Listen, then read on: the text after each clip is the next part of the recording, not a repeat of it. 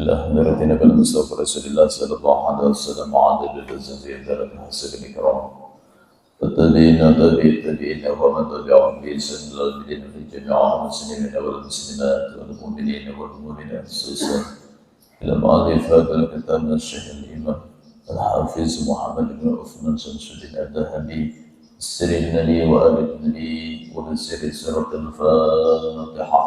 أعوذ بالله من الشيطان الرجيم. بسم الله الرحمن الرحيم. الحمد لله رب العالمين الرحمن الرحيم مالك يوم الدين. إياك نعبد وإياك نستعين اهدنا الصراط المستقيم صراط الذين أنعمت عليهم غير المغضوب عليهم ولا الضالين آمين. استغفر الله العظيم استغفر الله العظيم استغفر الله العظيم الذي لا إله إلا هو الحي القيوم وأتوب إليه. أعوذ بالله من الشيطان الرجيم. بسم الله الرحمن الرحيم. الحمد لله رب العالمين وبه نستعين على أمور الدنيا والدين. الصلاة والسلام على أشرف الأنبياء والمرسلين سيدنا ومولانا محمد وعلى آله وصحبه أجمعين. سبحانك لا علم لنا إلا ما علمتنا إنك أنت العليم الحكيم. لا حول ولا قوة إلا بالله ولا حول ولا قوة إلا بالله ولا حول ولا قوة إلا بالله العلي العظيم. وقال المؤلف رحمه الله ونفعنا به وبعلومه في الدارين آمين. بسم الله الرحمن الرحيم. وثبت في الصحيحين عن أبي هريرة رضي الله عنه أن رجلا دخل المسجد ورسول الله صلى الله عليه وسلم جالس فيه ورسول الله صلى الله عليه وسلم جالس فيه. Masih membicarakan tentang dosa besar tarkus shalah, yakni termasuk dosa besar bagi orang-orang yang meninggalkan sholat. Diriwayatkan daripada Abu Hurairah radhiyallahu anhu, kata Abu Hurairah, anna rajulan dakhala al-masjid, pernah suatu ketika seorang laki-laki masuk ke dalam masjid. Wa Rasulullah sallallahu alaihi wasallam jalisun fi, kebetulan di dalam masjid ada Rasulullah sallallahu alaihi wasallam. Lalu masuklah seorang laki-laki. Maka ketika kita masuk masjid, sunnah jangan duduk kecuali sholat 2 rakaat, yakni sholat tahiyatul masjid. Seandainya tidak sempat atau tidak memungkinkan, karena memang bukan untuk ibadah umpamanya, untuk membaiki ini, membaiki itu, maka diganti dengan tasbih subhanallah walhamdulillah wala ilaha illallah wallahu akbar. Satu riwayat menyebutkan 3 kali, satu riwayat menyebutkan 4 kali. Pengganti apa? Pengganti dari tahiyatul masjid. Orang-orang yang memuliakan masjid, memuliakan rumah Allah, itu nanti masjid itu akan memberikan syafaat. Yang dalam riwayat itu ketika manusia menyeberangi Shiratal Mustaqim, lalu sebagian orang ragu-ragu. Ini dipaksakan lewat, tacaburan kita nih. Kenapa? Amalnya ngepres dan pas-pasan. Mereka akhirnya agak bahasa kita. Lalu jar malaikat, bahasa kitanya lakasi, lewati Shiratal Mustaqim nyaman, ketahuan masuk surga kah, masuk neraka. Jadi jar kelompok tadi kami kadawani, amal kami pas-pasan, pun dipaksakan musyah, cabur masuk neraka. Kami kadawani. Jadi jar malaikat, pernahkah semasa hidupmu sholat di masjid? Pernah. Panggillah nama masjid tersebut. Maka masing-masing memanggil masjid yang pernah disembahyanginya. Maka dalam riwayat tersebut datanglah masjid-masjid yang dipanggilnya itu. Naiklah mereka ke atas masjid, lalu berjalanlah masjid tersebut. Jadi duduk di atas masjid gitu aja. Tapi itu bagi orang-orang yang memuliakan masjid. Masuk sholat tahiyatul masjid. Jangan duduk dulu. Kalau sudah duduk maka tidak disunahkan lagi. Bunda sudah duduk, biar disunahkan lagi. Mana keluar dulu. Dan sholat sunnah tahiyatul masjid ini boleh berulang-ulang. Masuk, batal, keluar, sholat lagi, kan apa-apa. Yang penting sudah keluar. Kenapa masjid ini tempat yang mulia? Jangan berbisnis di dalam masjid, berbicara masalah dunia. Satu riwayat menyebutkan siapa yang berbicara masalah dunia di masjid, Allah hapuskan amal ibadahnya 40 tahun. Ini bahayanya masjid ini. Jangan ngerumpi di dalam masjid masalah dunia, terutama masalah bisnis. Ibu-ibu hati-hati kalau kebetulan ada majelis di masjid, tuan gurunya belum datang, kadang-kadang kesana kemari ngerumpi. Pahala habis 2 kali ngerumpi kan ya. 2 kali ngerumpi 80 tahun. Umur kita belum tentu sampai 80 tahun. Jadi di masjid ini jangan berbicara masalah dunia atau bisnis diantaranya. Sekalipun ya cuma melakukan akad pertemuan di masjid, barang nang pian pesan tuh datang sudah di rumah. Iya kah? Kena ambillah di rumah. Ya harganya berapa? Sama kayak semalam bang. Itu berbicara masalah dunia di masjid. Hati-hati, Allah hapuskan amal ibadahnya 40 tahun 1 kali berbicara. Jangan berbicara masalah dunia di masjid. Apalagi yang dilarang oleh Rasulullah. Jangan selain berbicara masalahnya, jangan berbisnis tadi. Jual beli di masjid haram hukumnya. Sekalipun di pelataran, lain di halaman. Mun di halaman masjid jual beli, paman jualan pentol, ada apa-apa di halaman. Namun di dalam masjidnya, di pelatarannya, orang jualan minyak harum atau jualan lain sebagainya, maka itu dilarang. Kata Nabi, kalau ada orang yang berjualan di masjid, maka doakan semoga jualannya bangkrut. Itu saking tidak senangnya Rasulullah kepada orang-orang yang bisnis di dalam masjid. Mendengar orang bisnis dalam masjid, doakan dia Rasulullah, mudahan bangkrut. Kenapa? Suci. Rumah Allah itu bersih, suci. Bahkan kata Rasulullah, kalau kalian mendengar pengumuman barang hilang di masjid, doakan semoga barangnya tidak ketemu. Makanya papang pengumuman barang hilang itu susahnya. Amun di masjid yang terutama ampel di hati. Jadi pengumuman barang hilang itu di pos ya. Ada di masjid ya, di posnya. Kalau pengajian di Citra ada kadang-kadang pengumuman, hati-hati dengan barang-barang pian. Itu buahnya pengumuman di mana tuh? Di pos, kalau tuh di posnya ada apa-apa. Di dalamnya jar Nabi doakan mudahan hilang salajur. Saking tidak senangnya Nabi. Itu perkara-perkara yang harus kita hindari di dalam masjid. Jangan berbisnis, jangan berbicara bisnis di dalam masjid. Jangan jual beli di dalam masjid, sekalipun di pelatarannya. Dan jangan mengumumkan barang hilang di dalam masjid pun.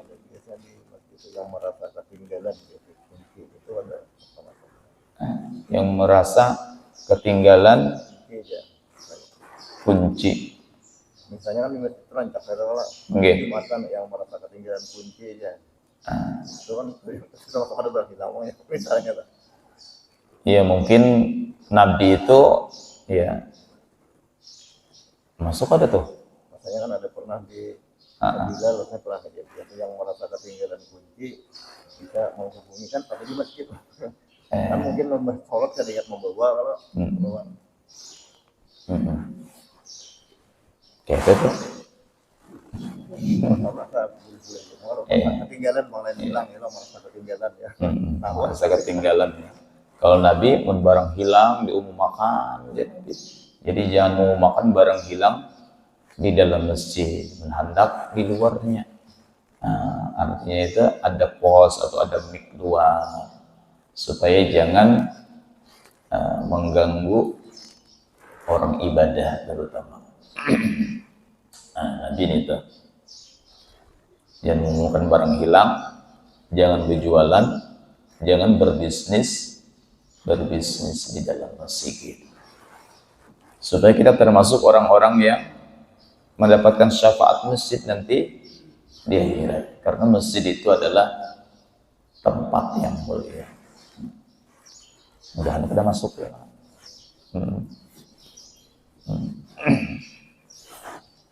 Karena itu mau ditakunakan lawan guru-guru lain itu masalah pendapat aja bang hitungannya.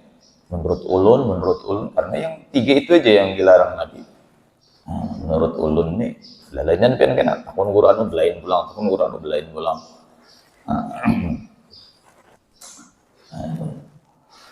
Jadi kembali lagi, masuk seorang laki-laki ke dalam masjid, kebetulan Rasulullah SAW duduk di dalam masjid, sudah ada di dalam masjid.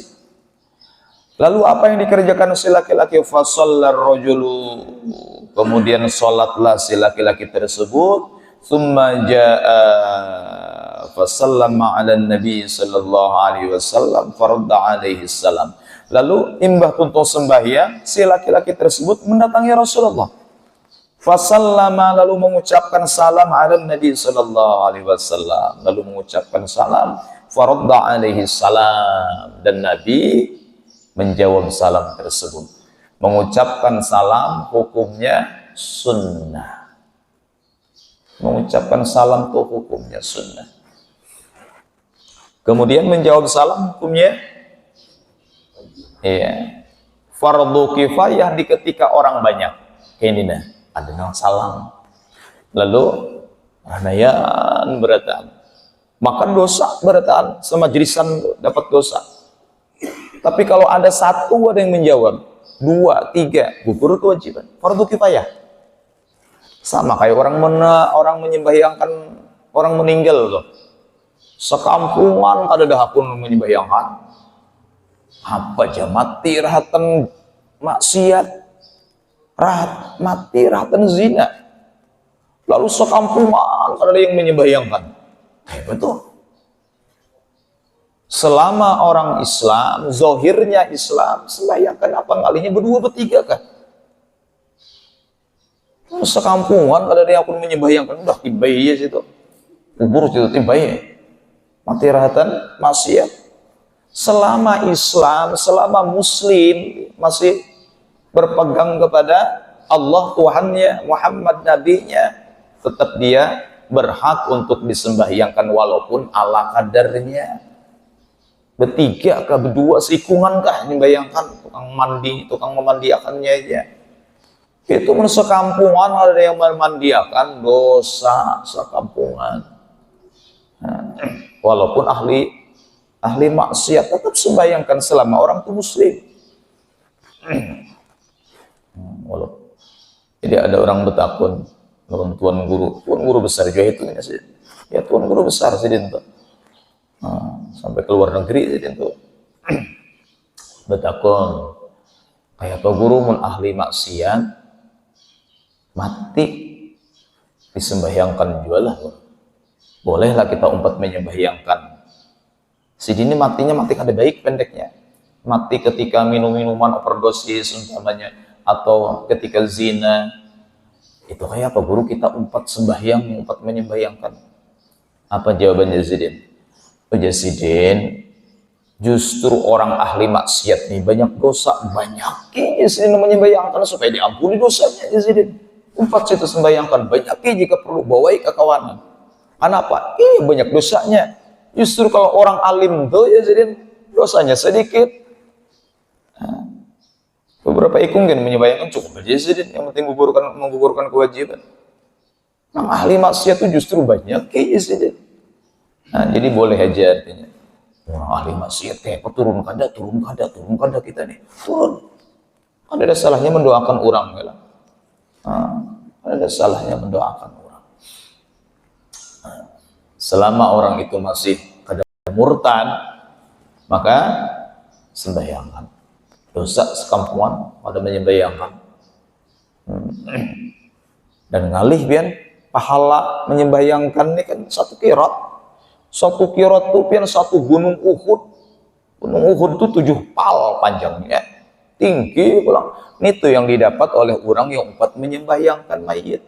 Itu kada kau didapatkan kecuali ada orang meninggal. Kalau ada orang meninggal kada kawat. Jadi kalau ada orang meninggal empat menyembayangkan. 4 kali takbir aja, kada berurukuan, kada bersujudan, ya nyaman benar sembayangnya. Mun ada waktu iringi sampai ke kubur ditambah lagi 1 kirat, 2 kirat. Auran kada iringi ke kubur. 2 kirat Allah berikan pahala. Makanya kan idza matar rajulu min ahlil jannah istahyallahu azza wa jalla man hamalahu wa man tabi'ahu wa man shalla alaihi. Apabila seorang ahli surga mati, meninggal ahli surga, Allah nanti tidak akan mengadab kepada 3 kelompok ini. Pertama, waman man hamalahu. Man hamalahu, orang yang ikut mengangkat. Nah, maka kalau kita menyembahyangkan itu, nah, ketika tuntung disembahyangkan di sini di masjid, umpat mengangkat setumat barang, mencapai itu, nah, mencapai kerandanya. Nah, bebaya umpat mencapai aja supaya masuk ke golongan ini, menyesidin termasuk ahli surga, lepas kita siksa di akhirat. Allah akan malu mengazab orang-orang yang ikut mengangkat, pertama mengangkat jenazah, mengusung jenazah. Makanya nanti kalau orang alim meninggal berabutan orang, karena salang beranu lagi, dosa sambutan aja orang alim meninggal. Kenapa? Ini mencari yang fadilah itu tadi. Siapa umpat mengangkat, aman nanti di akhirat. Maka umpat setumat barang mengangkat keluar dari ambulan kah, atau memasukkan ke ambulan kah, dapatkan itu fadilahnya. Siapa tahu dari sekian banyak yang kita angkat itu ada yang masuk surga, dapatam kita. Nah, keistimewaan kalau orang ahli surga meninggal, Allah tidak akan mengadab orang yang mengangkatnya. Masuk kubur kita lepas siksa, tidak diadab, maklum Allah mengadab. Artinya Allah tidak akan mengadab. Dan siksa kubur ini sampai kapan berhenti? Kalau seseorang dapat siksa kubur, tidak akan berhenti siksa tersebut sampai kapan? Ila yaumi yub'atsun, sampai hari kebangkitan, sampai hari kiamat. Ada kebangkitan. Jadi kalau ada orang meninggal tuh jangan mengoler, melayat ya lah, datangi. Ya, mau di kampung, biar sekampungan, nang lakian tuh sekampungan, bagi bahasanya tuh. Yang di pahumaan gen mendengar bulikan. Kampungan tuh masih luar biasa, masih ikhlas tuh luar biasa. Artinya ibadah tuh kawat terjaga. Khatib kada beri duitan. Di kampung ulun tuh masih sampai orang kampung aja khatibnya kada beri duitan. Kipaya, tukang tabuknya, tukang pemandiannya, tukang menyembayangkannya, ada beri duitan. Jadi ikhlas tuh bujur-bujur. Jadi di sana menjadi tuan guru maka ada bahuma mati. Artinya harus bahuma juga di sana. Tapi ibadah itu terjaga. Makanya kan Nabi mengingatkan ada sedikit nanti tuan-tuan guru, ahli-ahli khutbah masuk ke neraka sebelum penyembah berhala. Kenapa? Salah mandak niat. Ini tuan-tuan guru ini pun kada pandai mandak niat. Berdahulu masuk neraka sebelum penyembah berhala. Nah, menyembah berhala belum masuk neraka. Tuan-tuan guru berdahulu masuk neraka. Kenapa? Salah mengandak niat ketika menyampaikan ilmu, ada niat lain. Rasulullah mentuntung dakwah tuh hibah, waktu dilempari kotoran unta. Kadang-kadang berdarah, dahi itu dilempari oleh orang-orang kafir Quraisy. Maka Siti Khadijah ini menghadangi di rumah ini was-was, menghadangi Rasulullah nih. Membulik ke rumah Rasulullah, hibak tahi unta, dilempari kotoran unta, bulik Rasulullah tuh berdarah, dahi itu dilempari oleh orang-orang kafir Quraisy dengan batu, dibersihi oleh Siti Khadijah. Itu bahari dakwah tuh udah bujur-bujur ya. Makanya Habib Umar tuh ketika berdakwah ke Indonesia menangis ya. Menangis nyamannya kayak di dakwah. Nggak singgah di rumah orang sugih terus ya sidin tuh buat singgah di rumah orang sugih terus ya. Menangis sidin. Menggenang Rasulullah bahari. Wah ini kan dakwah ini kada salah niat bahaya ya. Boleh ke rumahan bahari Nabi boleh ke rumah